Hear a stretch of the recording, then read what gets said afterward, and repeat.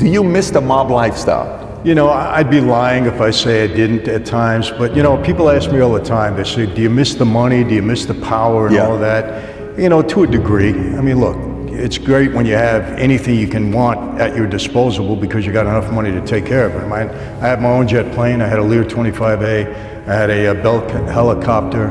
I had a couple of big automobile agencies that I owned, so I drove whatever car I want, and you know, basically had homes all over the country. So, yeah, that's nice. But you know what I really miss? I miss the camaraderie that we had with the guys. You know, what was so attractive to me about that life is, hey, when you come in, it's a brotherhood. Don't ever worry about your wife, your daughter, your sister. We got their backs wherever you go. You know, if somebody hurts you, we got somebody to back you up. That's very powerful, very, very powerful.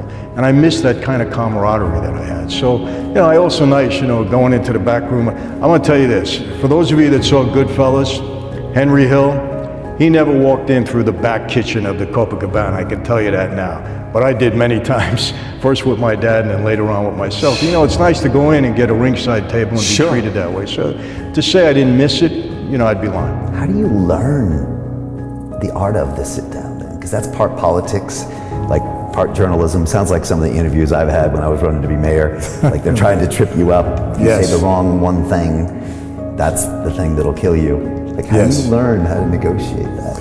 A lot of it is experience. You know, you make mistakes in the beginning, but I was fortunate. I had my dad who schooled me well and, you know, who taught me basically how to conduct myself in these things. And, you know, one thing, Brian, the major thing my dad taught me that has worked for me my entire life, and in a serious way, I'll get into it, is be a good listener. Don't run your mouth. Don't be the first to, you know, present you. Just be a good listener. Let the other guy make a mistake.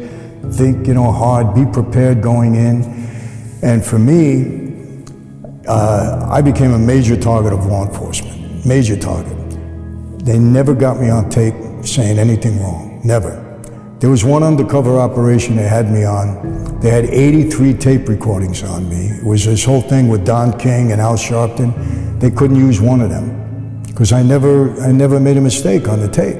Because I was always listening, I was careful how I spoke, and I credit my father in listening to him, you know, okay, I understand it, Dad, you know, so you gotta be careful who you talk to. Same thing when you sit down. Let the guy present himself. You know, I always say this too.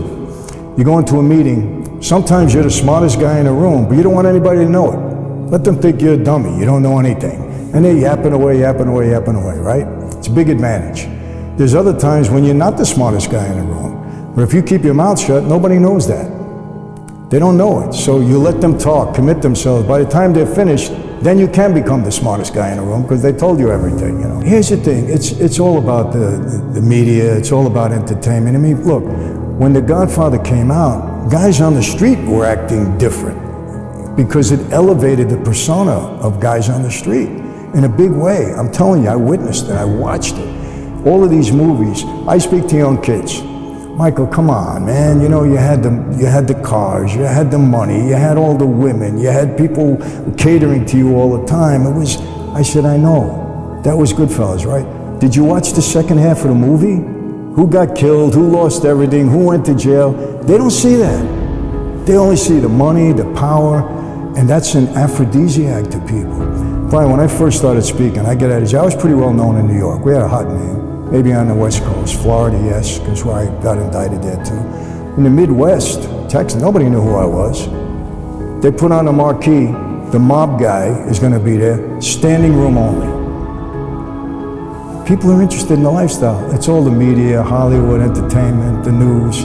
I mean, John Gotti, come on. You know, how many people wanted to be John Gotti? How many people wanted to be Michael Corleone, Vito Corleone? It's the media. Because they see the upside, but they don't see what comes. They don't see it, and they don't pay attention to it. You actually had a lot of things going on you had stuff going on with dealerships, you own all these different things with cars. Patrick, I bought a Mazda agency when you couldn't give a Mazda away. I remember that, I remember reading that. Because the Wankel engines were exploding, you couldn't give one away. And I built that into the biggest agency on Long Island, as far as Mazda was concerned.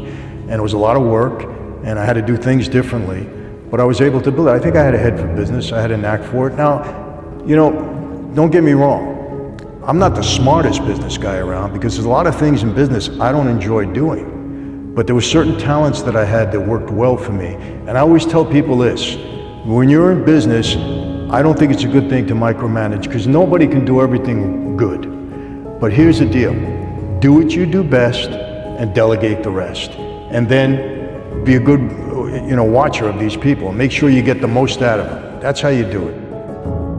You know, it's, you can't hang out with the wrong people and be accountable to the wrong people, continue to do the wrong things and think it's gonna end up okay.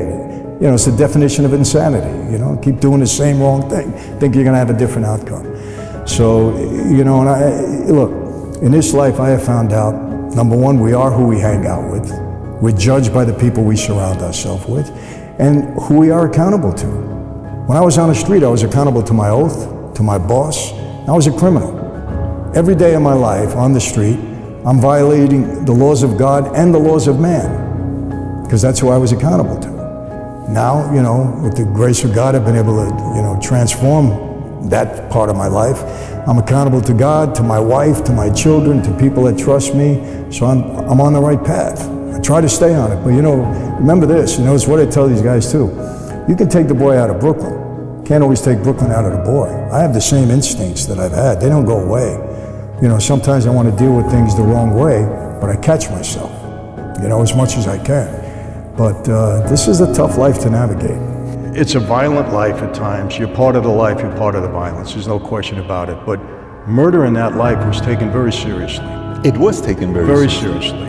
You couldn't just go around rampant killing people. I don't like this guy, I want to kill him. You know, a made guy had a lot of respect. And if that guy was in trouble, first of all, the only one that can order a murder was the boss. He had to sanction it. You couldn't do it without his okay. Not even a made man or a capo. It has to be the boss. It has to be the boss. And there was a lot of discussion about it. It wasn't that, hey, this guy's got to go. Okay, go get him tomorrow. That's the end of that. No, it was taken very, very seriously because remember, the life is built on respect.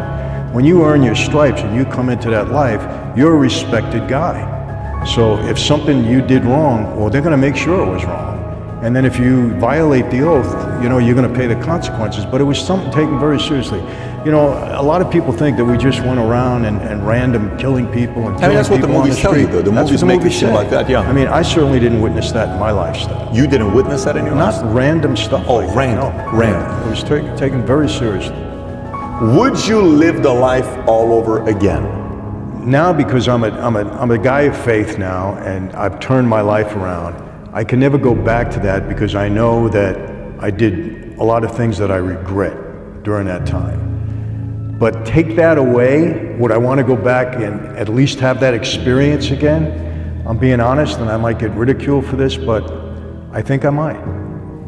To have the experience, because look, you know, I learned things in that life that were invaluable to me throughout my life. And if you take away the bad stuff and just put me back in that environment around my guys and some of the, I think I might, Patrick. And again, I hope I'm explaining this right, because You're going to have 50,000 young kids right now go become mobsters. No, no, no, You got to say the right way. I don't want that. Next thing you know, Valuetainment produced 22,000 new mobsters in the world. No. Let me make that clear. Let's give the disclaimer as well. Let me make that clear. I said it's an evil life. I said you're selfish if you put your family through that. You're going to end up in prison or dead, one of the two. Government's got it all. And it's morally wrong. I mean, there's no question about it. But look, there was some perks in that life, you know, that I enjoyed. I got to be honest with you. Now, the price you pay as a result of the short time that you're going to have those perks is terrible, because you're devastated for the rest of your life. So it doesn't make sense. I speak to a lot of young kids. I speak to gangbangers. I go into detention halls. I have an influence over them, obviously. And I tell them straight out, you're going to be in prison for the rest of your life, or you're going to die. It's one of the two things. And they'll say to me, but Michael, you know, I saw you in Goodfellas, and they had the money, they had the power, they had the girls. I said, yeah, but did you watch the whole movie, or did you just stop in the middle? I said, who got killed, who went to jail, who became an informant, whose wife left them, whose kids suffered? Why don't you see that part? And you know what? They don't. They only focus on it. They don't realize it's very short-lived. And in the end, you're going down. And so, please, anybody listening, parent, don't get upset with me. I speak to these kids and I tell them the truth. It's a bad life. Don't ever pursue it. Don't ever make the mistakes that I did.